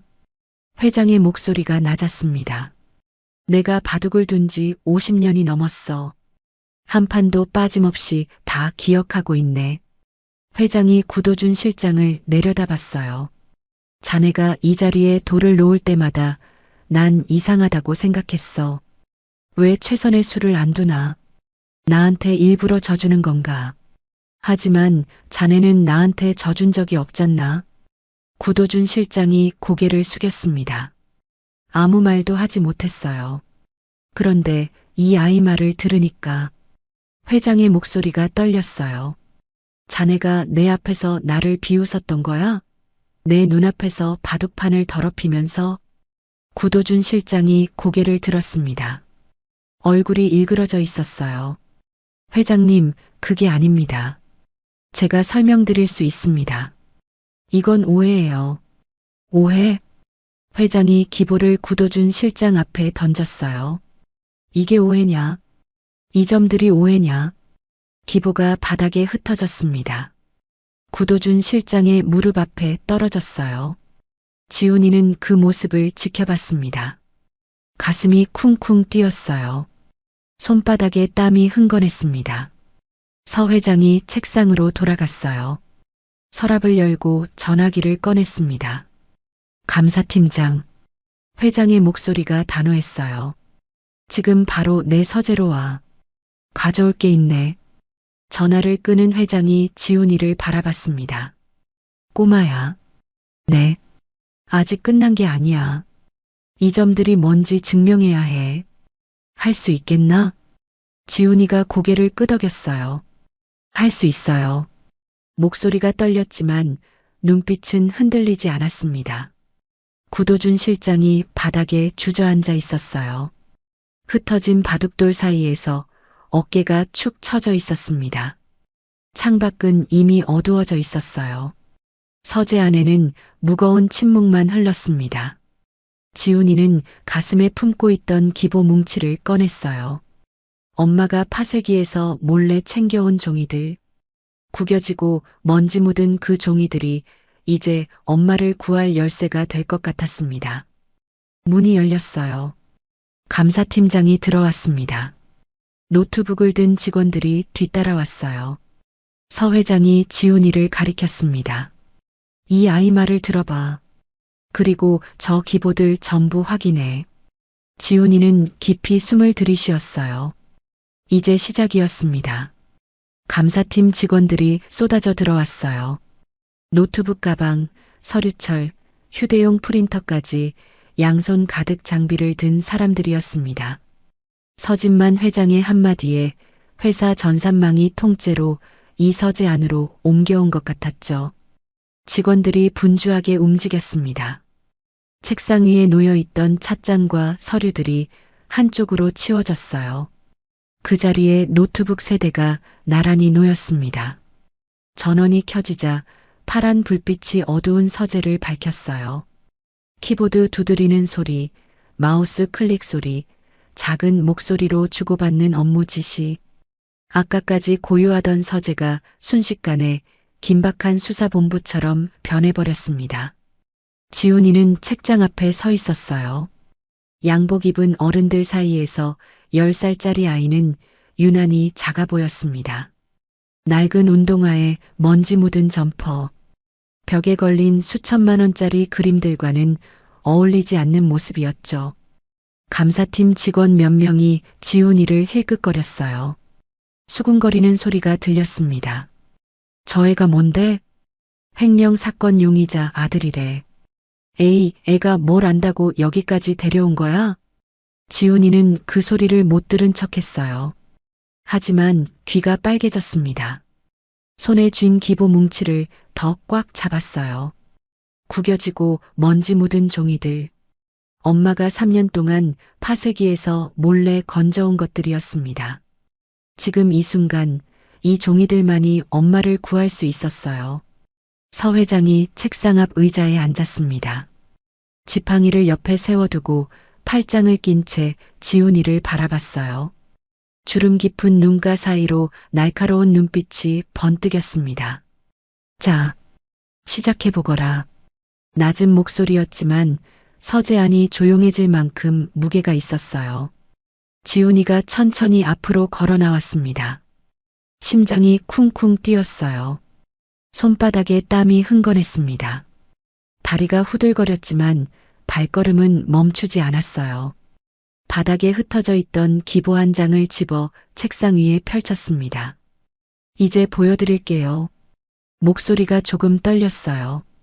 하지만 또렷하게 말했습니다. 아저씨가 숨겨둔 진짜 바둑이 뭔지요. 감사팀장이 앞으로 다가왔어요. 안경을 쓴 중년의 남자였습니다. 지훈이를 내려다보는 눈빛이 의심으로 가득 차 있었어요. 어디 한번 들어보지. 지훈이의 손가락이 기보 왼쪽 아래 구석을 짚었습니다. 가로 3칸, 세로 3칸. 총 9개의 점이 모여있는 작은 구역이었어요. 여기 보이세요? 감사팀장이 고개를 숙여 기보를 들여다봤습니다. 그래, 점이 찍혀 있네. 바둑판은 가로 19줄, 세로 19줄이에요. 점이 361개나 있어요. 엄청 넓죠? 지훈이가 설명을 이어갔어요. 근데 구도준 실장님은 여기만 썼어요. 딱 이 9칸만요. 지훈이가 그 구역을 손가락으로 동그랗게 짚었습니다. 감사팀장의 눈썹이 올라갔어요. 그런데 왜 거기다 뒀다는 거야? 지훈이가 잠시 숨을 고르고 말했습니다. 이 9칸이요. 전화기 숫자판이랑 똑같아요. 서재 안이 조용해졌어요. 감사팀 직원 한 명이 노트북을 조작했습니다. 화면에 숫자, 키패드 그림이 떴어요. 123이 맨 위에 있고 4566이 그 밑에 있고 789가 맨 아래 있는 배열이었습니다. 지훈이가 기보 위 9칸을 손가락으로 짚어나갔어요. 이 전화기 숫자판 보면요. 감사팀장이 고개를 끄덕였습니다. 바둑판 이 구석도 똑같아요. 9칸이 세 줄로 되어 있어요. 아저씨는 이걸 숫자판처럼 쓴 거예요. 지훈이가 기보를 한 장 더 펼쳤습니다. 그리고 또 한 장. 8장의 기보가 책상 위에 나란히 놓였어요. 모두 최근 며칠 사이에 기록된 것들이었습니다. 자세히 보면 순서가 있어요. 지훈이의 손가락이 첫 번째 기보 위의 점을 짚었어요. 첫 번째 기보에서 아저씨가 놓은 이상한 돌은 여기에요. 감사팀장이 고개를 숙여 확인했습니다. 숫자로 바꾸면 8이에요. 지훈이가 두 번째 기보를 가리켰어요. 두 번째는 여기. 2번이에요. 세 번째 기보. 손가락이 점을 짚었습니다. 1이에요. 네 번째. 9요. 다섯 번째, 여섯 번째, 일곱 번째, 여덟 번째. 지훈이의 손가락이 움직일 때마다 숫자가 하나씩 나왔어요. 감사팀 직원 한 명이 화이트보드 앞으로 갔습니다. 마카를 들고 지훈이가 말하는 숫자를 적기 시작했어요. 8개의 숫자가 화이트보드에 나란히 적혔습니다. 서재 안 공기가 얼어붙었어요. 아무도 말을 하지 않았습니다. 키보드 소리도 멈췄어요. 모두가 화이트보드에 적힌 8자리 숫자를 뚫어지게 바라봤습니다. 감사팀장의 얼굴이 하얗게 변했어요. 그가 옆에 있는 직원에게 고개를 돌렸습니다. 해외 송금 계좌 2차 비밀번호 몇 자리지? 직원이 노트북을 확인했어요. 8자리입니다. 침묵이 흘렀습니다. 감사팀장이 다시 화이트보드를 바라봤어요. 정확히 8자리였습니다. 지훈이가 기보 한 장을 더 집어들었어요. 종이 위쪽 구석에 날짜가 연필로 작게 적혀 있었습니다. 50억 원이 빠져나간 바로 그날이었어요. 이거요. 지훈이가 그 기보를 책상 위에 탁 내려놓았습니다. 이날 오후 2시에 50억이 빠져나갔다고 했잖아요. 그 시간에 아저씨는 뭐하고 있었게요? 서 회장의 눈빛이 흔들렸어요. 회장님이랑 바둑 두고 있었어요. 회장님 바로 앞에서요. 지훈이의 목소리가 조금 높아졌습니다. 아저씨는 이 돌 놓으면서 속으로 웃었을 거예요. 나는 지금 50억을 빼돌리고 있는데 회장님은 내가 바둑 두는 줄로만 안다. 이렇게 생각하면서요. 서 회장의 얼굴이 돌처럼 굳어졌습니다. 주름 깊은 눈가가 파르르 떨렸어요. 지팡이를 쥔 손에 핏줄이 붉어졌습니다. 감사팀장이 노트북 앞으로 갔어요. 키보드를 두드리기 시작했습니다. 화면에 숫자들이 입력됐어요. 서재 안에 키보드 소리만 울렸습니다. 모두가 숨을 죽이고 화면을 바라봤어요. 시간이 느리게 흘렀습니다. 누군가 침을 삼키는 소리가 들렸어요. 화면이 바뀌었습니다. 감사팀장의 손이 멈췄어요. 얼굴이 창백해졌습니다. 손가락이 미세하게 떨리고 있었어요. 회장님, 목소리가 갈라졌습니다. 이 번호가 일치합니다. 서재 안이 술렁거렸어요. 어제 오후 2시 3분에 해외 송금 계좌에 접속한 기록이 있습니다. 그때 사용된 2차 비밀번호가 감사팀장이 화이트보드를 가리켰어요. 저 8자리와 정확히 같습니다. 서 회장이 자리에서 일어섰습니다. 지팡이를 짚고 천천히 감사팀장에게 다가갔어요. 접속 위치는 확인 중입니다. 감사팀장이 노트북 화면을 다시 들여다봤어요. 몇 초 후 그의 얼굴이 더 창백해졌습니다. 접속 위치는 비서실장실 내부망입니다. 서재 안이 조용해졌어요. 모든 시선이 한 사람에게 쏠렸습니다. 바닥에 주저앉아 있던 구도준 실장이었어요. 구도준 실장의 어깨가 떨리고 있었습니다. 고개를 숙이고 있어서 표정은 보이지 않았어요. 하지만 손이 부들부들 떨리는 건 누구 눈에도 보였습니다. 갑자기 그가 고개를 번쩍 들었어요. 거짓말이야. 날카로운 외침이 서재를 찢었습니다. 그의 얼굴이 일그러져 있었어요. 눈이 충혈되고 입술이 파르르 떨렸습니다. 저 애가 조작한 거야. 꾸며낸 거라고. 구도준 실장이 벌떡 일어섰어요. 책상을 향해 달려들었습니다. 기보를 찢어버리려는 것 같았어요. 이건 음모야. 저 꼬마가 나를 모함하는 거라고. 하지만 문 앞에 서 있던 보안 요원 2명이 빠르게 움직였습니다. 구도준 실장의 팔을 잡아 뒤로 꺾었어요. 그가 바닥에 무릎을 꿇었습니다. 이 손 놔.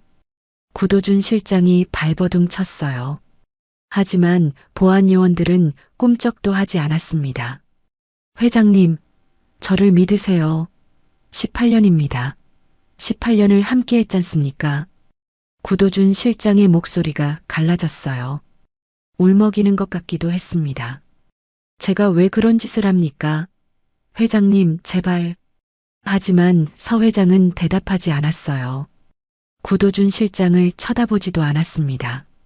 대신 천천히 몸을 숙여 바닥에 떨어진 기보 한 장을 집어들었어요. 구겨지고 흙먼지 묻은 낡은 종이였습니다. 구도준 실장이 파쇄하라고 바닥에 던졌던 것. 선영이 허리를 숙여 주어서 가방에 몰래 넣었던 것. 지훈이가 밤마다 들여다보며 공부했던 것. 서 회장의 손가락이 기보 위를 천천히 쓸었어요. 쓰레기인 줄 알고 버렸던 종이. 파쇄기에 넣으라고 발로 밟으며 던졌던 종이. 그것이 누군가에게는 목숨보다 귀한 연습장이었고 아이에게는 유일한 교과서였고 결국 자신을 심판할 증거가 되어 돌아왔습니다. 서 회장이 긴 한숨을 내쉬었어요. 늙은 어깨가 축 처졌습니다. 자신이 가장 사랑하던 바둑으로 자신을 속인 사람, 20년 가까이 아들처럼 믿었던 사람, 그 배신의 무게가 온몸을 짓누르는 것 같았어요. 서재 안에 구도준 실장의 흐느끼는 소리만 들렸습니다. 서 회장이 천천히 고개를 들었어요. 감사팀장을 바라봤습니다. 박선영 씨, 목소리가 낮고 무거웠어요. 그 사람을 당장 데려오게. 감사팀장이 전화기를 들고 서재 밖으로 나갔습니다. 서재 안에는 무거운 침묵만 흘렀어요. 구도준 실장은 보안 요원들에게 붙잡힌 채 바닥에 무릎을 꿇고 있었습니다. 아까까지 발버둥 치던 모습은 온데간데 없었어요. 고개를 푹 숙인 채 어깨만 축 늘어뜨리고 있었습니다. 서 회장은 창가에 서서 바깥을 바라보고 있었어요. 어둠이 내린 정원 위로 가로등 불빛만 희미하게 비치고 있었습니다. 늙은 노인의 뒷모습이 평소보다 더 쓸쓸해 보였어요. 지훈이는 책장 앞에 서 있었습니다. 손에 쥔 기보 뭉치를 가슴에 꼭 안고 있었어요. 심장이 아직도 쿵쿵 뛰었습니다. 정말 끝난 걸까? 정말 엄마가 나올 수 있는 걸까? 믿기지 않았어요. 얼마나 시간이 흘렀을까요? 서재 문이 열렸습니다. 감사팀장이 들어왔어요. 표정이 밝았습니다. 회장님, 경찰서에 연락했습니다. 박선영 씨 건 무혐의로 즉시 석방 절차 들어간다고 합니다. 서 회장이 천천히 고개를 끄덕였어요. 수고했네. 감사팀장이 구도준 실장을 힐끗 쳐다봤습니다. 저 사람은 어떻게 할까요? 경찰에 넘겨. 횡령, 문서 위조, 무고. 죄목이 한두 개가 아닐 거야. 서 회장의 목소리가 차가웠어요. 구도준 실장이 고개를 번쩍 들었습니다. 회장님, 목소리가 갈라져 있었어요. 눈가가 붉게 젖어 있었습니다. 한 번만 봐주십시오. 제가 잘못했습니다. 하지만 서 회장은 대답하지 않았어요. 고개조차 돌리지 않았습니다. 데려가게. 보안 요원들이 구도준 실장을 일으켜 세웠어요. 그가 끌려가면서 지훈이를 노려봤습니다. 독이 서린 눈빛이었어요. 두고 봐, 이 꼬마야. 두고 보라고. 지훈이는 피하지 않았습니다. 똑바로 쳐다봤어요. 문이 닫혔습니다. 구도준 실장의 발버둥 치는 소리가 복도 저편으로 멀어져 갔어요. 점점 작아지더니 이윽고 들리지 않았습니다. 서재 안이 고요해졌어요. 서 회장이 천천히 몸을 돌렸습니다. 지훈이를 바라봤어요. 주름 깊은 눈가에 복잡한 감정이 서려 있었습니다. 지훈아. 네. 이리 와보거라. 지훈이가 천천히 다가갔어요. 서 회장 앞에 섰습니다. 키 차이가 많이 났어요. 지훈이가 고개를 한참 들어야 회장의 얼굴이 보였습니다. 서 회장이 손을 뻗어 지훈이가 들고 있던 기보 뭉치를 받았어요. 구겨지고 먼지 묻은 종이들을 한 장 한 장 넘겨봤습니다. 이게 다 내 엄마가 모은 거냐? 네. 3년 동안요. 3년이라. 서 회장이 나직이 중얼거렸어요. 매일 밤 파쇄기 돌리면서 이걸 몰래 챙긴 거구나. 네. 저한테 주려고요. 서 회장이 기보를 내려다봤습니다. 늙은 손가락이 종이 위를 천천히 쓸었어요. 나한텐 쓰레기였는데. 회장의 목소리가 낮아졌어요. 누군가에겐 보물이었구나. 지훈이는 대답하지 못했어요. 목이 메어서 말이 나오지 않았습니다. 서 회장이 기보를 지훈이에게 돌려줬어요. 잘 간직해라. 이건 내 엄마의 마음이야. 지훈이가 기보를 받아들었습니다. 가슴에 꼭 안았어요. 서 회장이 책상 앞 의자에 앉았습니다. 긴 한숨을 내쉬었어요. 하루 사이에 10년은 늙은 것 같은 얼굴이었습니다. 지훈아, 내 아버지가 바둑을 가르쳤다고 했지. 네. 3살 때부터요. 언제 돌아가셨다고? 5살 때요. 서 회장이 고개를 끄덕였어요. 그럼 2년밖에 못 배운 거네. 네. 근데 이 정도 실력이라. 서 회장이 지훈이를 뚫어지게 바라봤어요. 내 아버지가 대단한 분이었구나. 지훈이의 눈가가 붉어졌어요. 아빠가요. 바둑은 거짓말을 못한다고 했어요. 그래. 판 위에 다 보인다고요. 그 사람이 어떤 마음으로 뒀는지, 뭘 숨기려고 하는지 다 보인다고요. 서 회장이 잠시 말을 멈췄어요. 눈을 감았습니다. 내 아버지가 옳았어. 회장의 목소리가 떨렸어요. 나는 50년 넘게 바둑을 뒀는데도 그걸 몰랐구나. 서재 안에 무거운 침묵이 흘렀습니다. 창밖은 이미 깜깜했어요. 시계를 보니 밤 11시가 넘어 있었습니다. 지훈이는 하루 종일 아무것도 먹지 못했어요. 배가 고팠지만 그런 건 느껴지지 않았습니다. 엄마 생각뿐이었어요. 지금쯤 경찰서에서 나오고 있을까? 어떤 표정을 하고 있을까? 울고 있을까? 아니면 웃고 있을까? 전화벨이 울렸습니다. 감사팀장이 전화를 받았어요. 몇 마디 주고받더니 회장에게 다가왔습니다. 회장님, 박선영 씨가 지금 경찰서에서 나왔다고 합니다. 저희 차량으로 모시고 오는 중입니다. 지훈이의 심장이 멈추는 것 같았어요. 엄마가 온다. 진짜 엄마가 온다.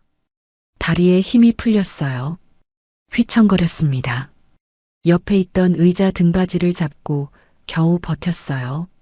서 회장이 지훈이를 바라봤습니다. 현관에서 기다려라. 엄마가 곧 도착할 거야. 지훈이가 고개를 끄덕였어요. 대답이 나오지 않았습니다. 목이 메어서요. 서재 문을 열고 나왔어요. 긴 복도를 걸었습니다. 다리가 후들거렸어요. 벽에 손을 짚으며 걸었습니다. 현관에 도착했어요. 대리석 바닥이 반짝였습니다. 커다란 샹들리에에서 따뜻한 빛이 쏟아졌어요. 지훈이는 현관문 앞에 섰습니다. 기다렸어요. 시간이 느리게 흘렀습니다. 창밖을 내다봤어요. 어둠 속에 가로등 불빛만 보였습니다. 차가 오는 건지 안 오는 건지 알 수 없었어요. 손에 쥔 기보가 땀에 젖었습니다. 구겨질까봐 조심스럽게 잡았어요. 이 종이들이 엄마를 살렸으니까요. 그때 멀리서 불빛이 보였어요. 헤드라이트였습니다. 검은색 세단 한 대가 언덕을 올라오고 있었어요. 천천히 하지만 확실하게 다가오고 있었습니다. 지훈이의 심장이 미친 듯이 뛰었어요. 차가 현관 앞에 멈춰 섰습니다. 뒷문이 열렸어요. 누군가 내렸습니다. 낡은 점퍼, 헝클어진 머리카락, 충혈된 눈. 엄마였어요. 선영이 현관 앞에 서 있는 지훈이를 봤습니다. 눈이 커졌어요. 입술이 파르르 떨렸습니다. 지훈아. 엄마의 목소리가 갈라졌어요. 지훈이는 대답하지 못했어요. 그냥 뛰어갔습니다. 현관 계단을 뛰어내려갔어요. 엄마 품에 안겼습니다. 선영이 지훈이를 꼭 끌어안았어요. 작은 몸이 부들부들 떨리고 있었습니다. 엄마. 지훈이의 목소리가 떨렸어요. 엄마, 나 무서웠어. 선영의 눈에서 눈물이 쏟아졌습니다. 아들의 머리카락을 쓸어넘기며 속삭였어요. 미안해. 미안해, 지훈아. 엄마가 안 왔으면 어떡하나 했어. 진짜 무서웠어. 지훈이도 울었어요. 참았던 눈물이 터져 나왔습니다. 며칠 동안 꾹꾹 눌러왔던 공포와 외로움이 한꺼번에 쏟아졌어요. 선영이 지훈이의 어깨를 잡고 물러났습니다. 아들의 얼굴을 두 손으로 감쌌어요. 우리 지훈이가 엄마 구했어? 지훈이가 고개를 끄덕였어요. 눈물이 뺨을 타고 흘러내렸습니다.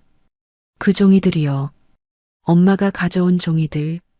지훈이가 손에 쥔 기보 뭉치를 보여줬어요. 구겨지고 먼지 묻은 종이들. 거기에 다 있었어요.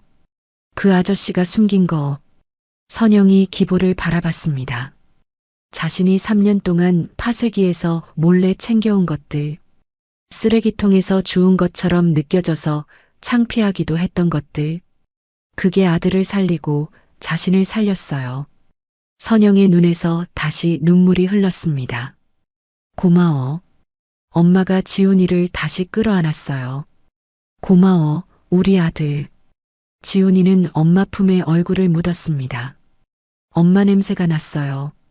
며칠 만에 맡는 냄새였습니다. 익숙하고 따뜻한 냄새.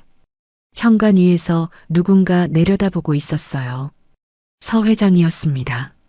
지팡이를 짚고 현관문 앞에 서서 모자를 바라보고 있었어요. 늙은 눈가에 희미한 미소가 떠올랐습니다. 한참 후 서 회장이 입을 열었어요. 올라오게. 선영이 고개를 들었습니다. 회장을 올려다봤어요. 할 얘기가 있네. 선영이 지훈이의 손을 잡았습니다. 함께 계단을 올라갔어요. 서 회장이 서재로 안내했습니다. 책상 앞에 의자 2개가 놓여 있었어요. 선영과 지훈이가 나란히 앉았습니다.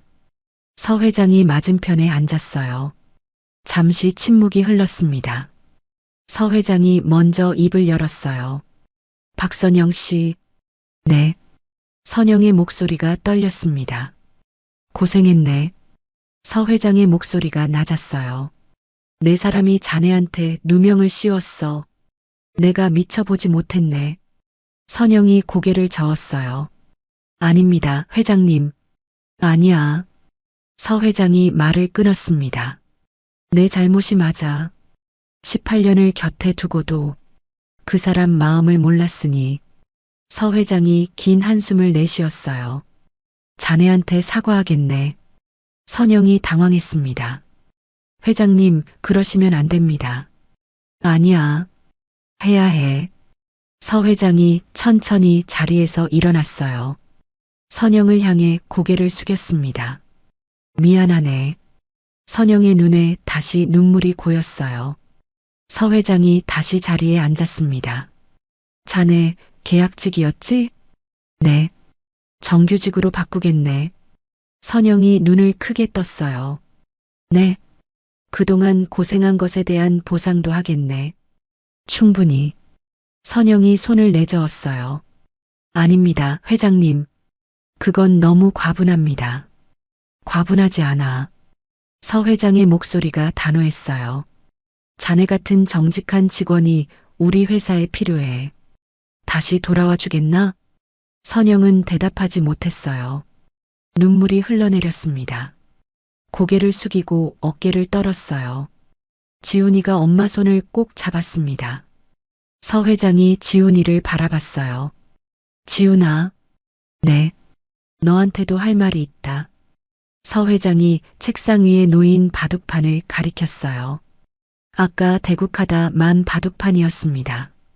내 바둑을 봤다. 지훈이가 고개를 끄덕였어요. 대단하더구나. 10살짜리가 둘바둑이 아니었어. 서 회장의 눈빛이 진지해졌어요. 나는 50년 넘게 바둑계를 후원해왔다. 수많은 프로 기사들을 만났어. 하지만 내 나이에 저런 눈을 가진 아이는 본 적이 없어. 지훈이는 대답하지 못했어요. 무슨 말인지 잘 모르겠어서요.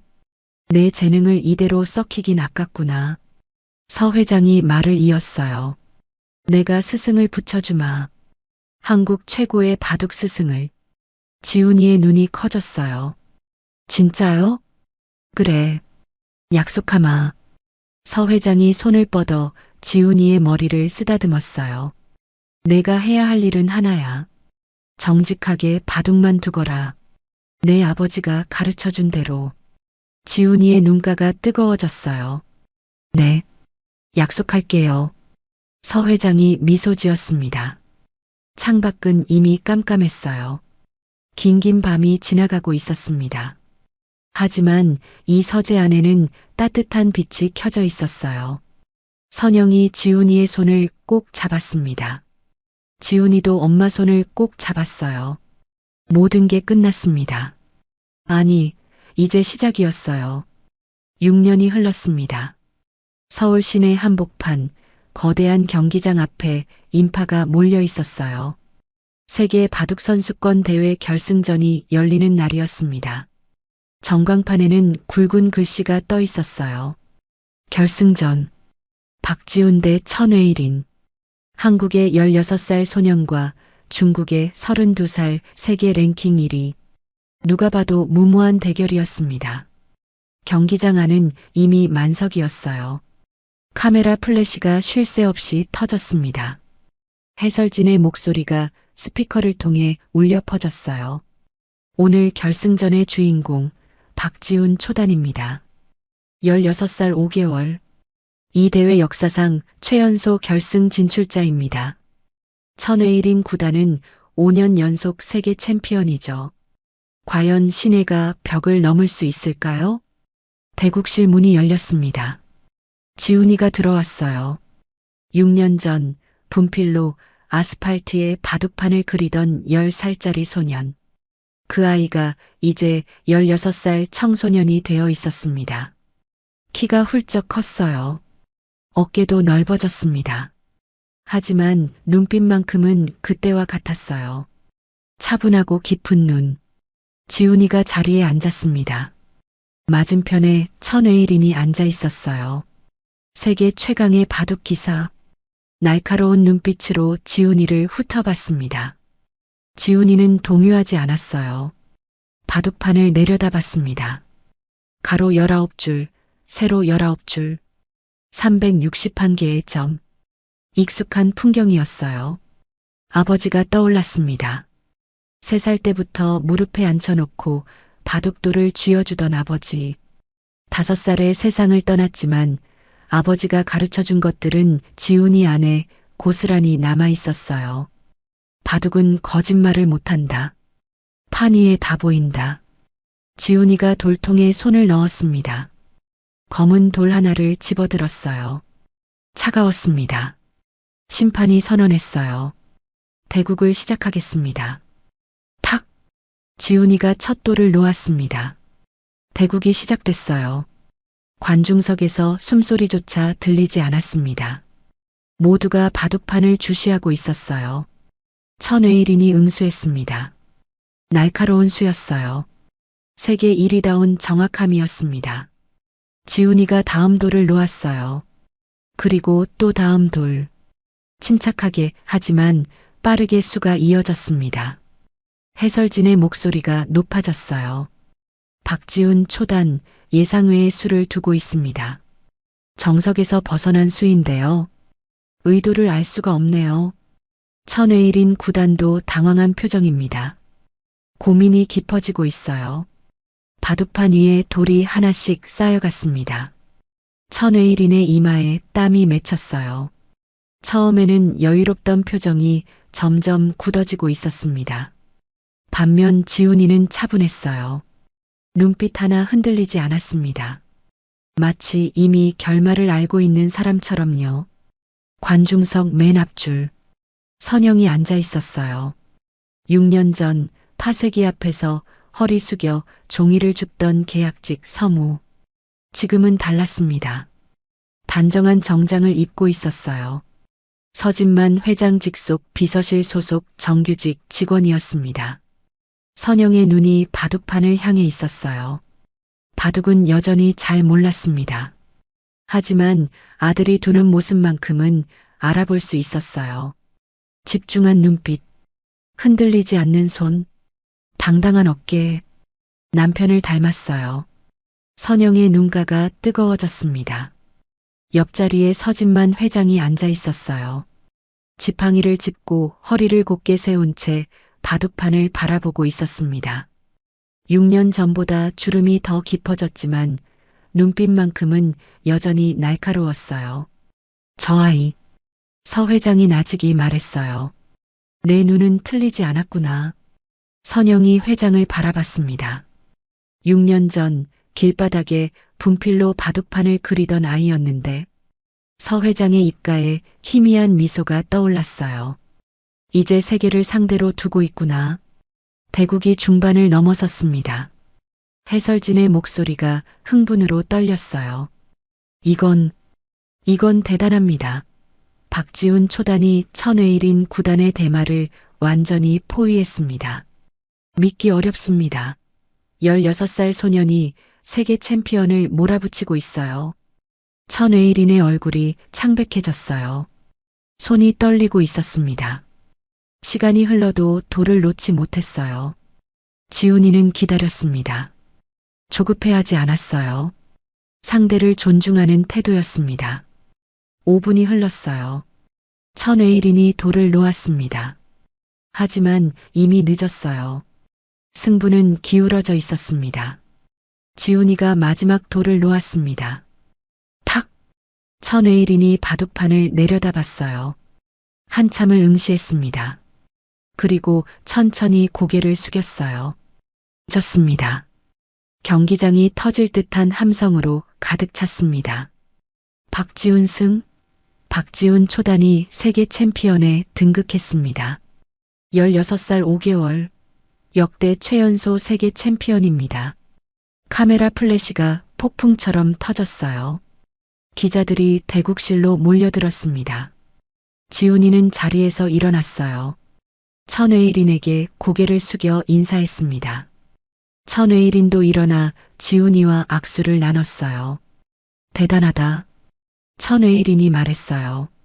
패배했지만 눈빛에 존경이 담겨 있었습니다. 고맙습니다.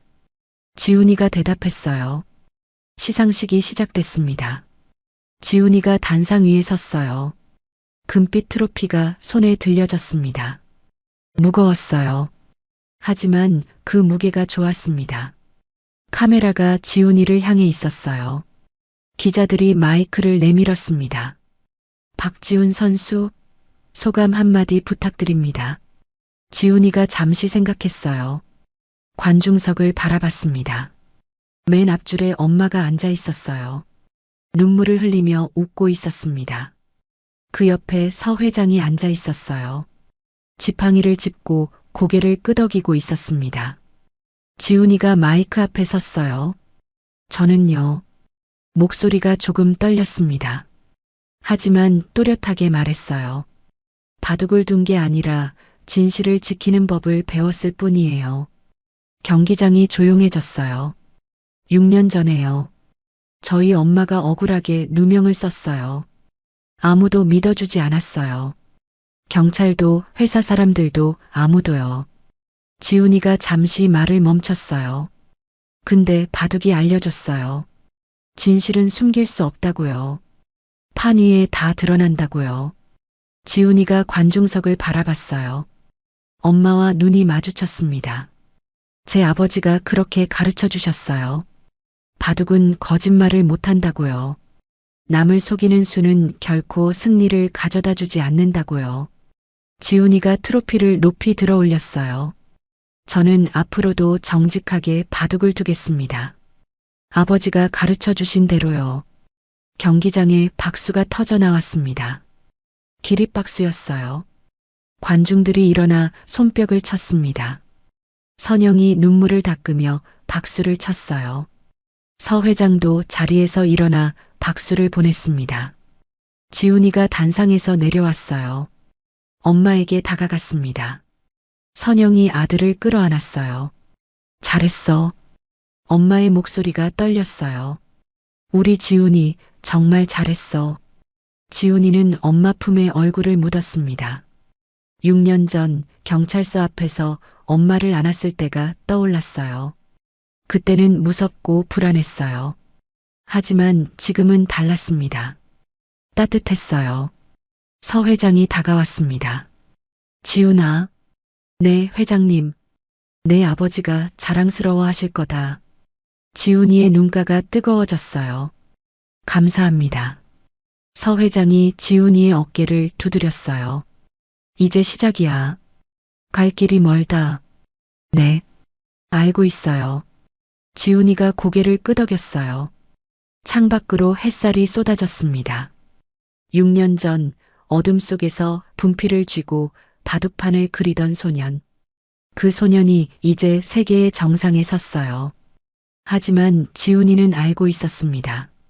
이건 끝이 아니라 시작이라는 걸요. 앞으로도 바둑판 앞에 앉을 거예요. 정직하게 돌을 놓을 거예요. 아버지가 가르쳐 준 대로요. 바둑은 거짓말을 못하니까요. 판 위에 다 보이니까요. 지훈이가 트로피를 가슴에 안았습니다. 엄마가 옆에 있었어요. 서 회장이 뒤에 있었어요. 그리고 마음속에는 아버지가 있었어요. 혼자가 아니었습니다. 처음부터 혼자가 아니었죠. 지훈이가 미소 지었습니다. 이제 진짜 지훈이의 이야기가 시작될 거예요. 지금까지의 이야기 어떠셨어요? 10살짜리 아이가 세상 누구도 믿어주지 않는 진실을 위해 홀로 싸웠습니다. 가진 거라곤 엄마가 파쇄기에서 몰래 챙겨온 낡은 종이 몇 장뿐이었죠. 하지만 그 종이들이 엄마를 살렸습니다.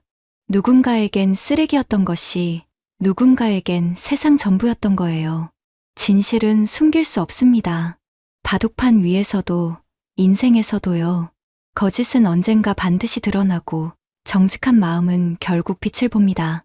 오늘 하루도 묵묵히 자신의 자리를 지키고 계신 모든 분들께 이 이야기가 작은 위로가 되었으면 좋겠습니다. 여러분의 진심도 언젠가 반드시 빛날 거예요. 오늘의 이야기가 재미있으셨다면 구독과 좋아요로 함께 해주시고 지훈이를 위한 따뜻한 댓글도 남겨주세요. 더 좋은 이야기로 인사드리겠습니다. 지금까지 인생나날이었습니다.